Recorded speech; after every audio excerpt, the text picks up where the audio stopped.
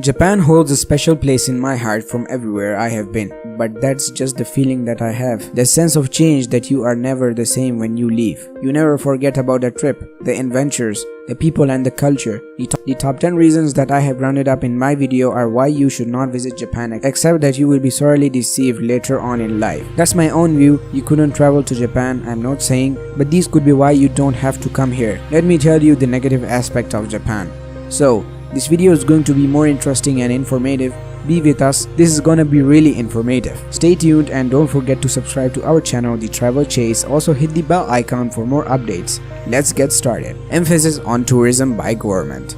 You would think it would be a big hit with visitors in a country like Japan, rich in traditional culture and in technological creativity and a lot of strange and wacky stuff you never see elsewhere. However, Japan is not really such a common place for travelers abroad. It turns out around 900 billion yen per year for Japan is derived from foreign tourism. France accounts for about 5 billion euros, the UK for 3.7 trillion euros, Germany for 3.7 billion euros, and America for 11 trillion yen. It could seem like zeros on paper, but that's a substantial difference. Publicity problems. First, more and more better quality advertising is needed in Japan. You can't chat with others worldwide as if they are right in your room with you, and more people are interested in other cultures. As the world now interconnects via the internet, Japan is not in the mood to promote itself and express why people should come and visit the wider world. China is big, Thailand has its resorts and backpacking culture heritage, and Cambodia has its historical ruins. The first time visiting Asia is the option, so it's crucial to promote a country that hopes to stand out on a dish already crowded by delicacies. And now, there is just not enough Japan to get out. Tourism is a concern to the government.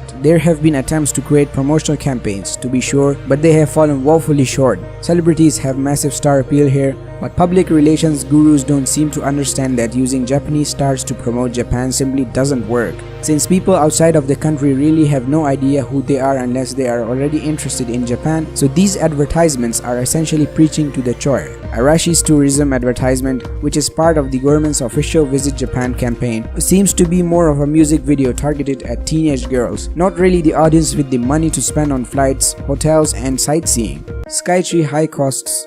The top reasons why people from Europe and the United States do not visit Japan are that it is both too far and too costly. Since the island is pretty much tethered to its current location, there isn't much that can be done about the former, but there must be some workarounds for the latter. Accommodation and transportation are very costly, and there are the costs of foods, souvenirs, and so on. So with a high-valued yen, people are bound to look for cheaper alternatives such as Asia, where even the poorest student traveler can survive.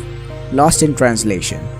Then there's the fact that due to most native Japanese people's comparatively low level of English, it's difficult to go on vacation here without learning the language.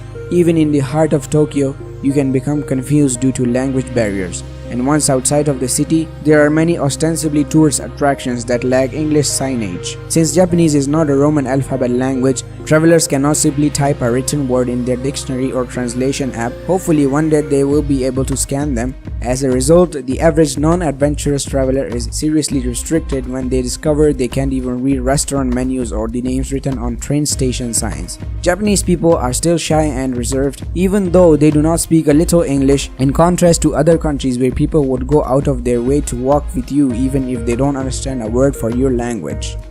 Japanese only convenience.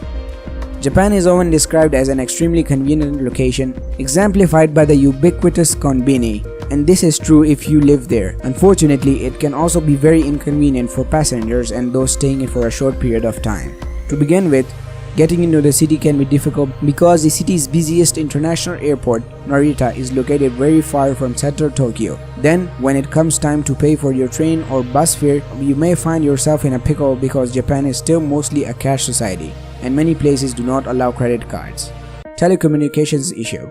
ATMs that accept foreign cards are few and far between, and are often closed outside of normal business hours, something we've previously mentioned as a particular annoyance of living in Japan. And forget about checking your route or researching place to visit because, despite Japan's reputation as technologically advanced nation, there are still very few places with free or otherwise available Wi-Fi. You still can buy inexpensive cell phones with disposable SIM cards, making it difficult to communicate with other members of your party. Overall, these factors all lead to the fact that people are unlikely to visit Japan unless they already have a strong interest in the country.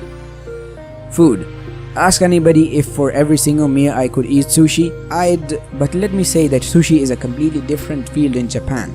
In Jiro Dreams of Sushi, there were even a film about perfecting a sushi piece. In Tokyo, you can go nearly any sushi place and sit down, whether sashimi ramen or sukiyaki, to a delicious meal. The quality of fish nearly melts in your mouth and makes you order more. After eating in Japan, sushi will never be the same. Earthquake and tsunami. In Japan, approximately 20% of the world's major earthquakes occur. Japan probably is by engineering standards the most earthquake-resistant country, but no engineering can safely ensure a big earthquake. Thus, in this we can derail nature. Most of people experiences earthquake in a month and 2 to 3 times a moderate earthquake in a year. Long lines for ramen. The market of Japanese restaurants is highly competitive. It has a fashionable aspect. It's going to have long lines if a restaurant gets some good reviews, as locals are waiting for hours like the travelers are waiting there too. The shop may be vacant next door. For B-class gourmet food, such as ramen, long lines are most common. The traveler's dilemma is whether to join or not. Locals will say you are worth waiting in an outstanding restaurant of B-class. That's all for today's video. If you enjoyed it, do hit the like button and share it with your friends. We'll be back with more videos soon.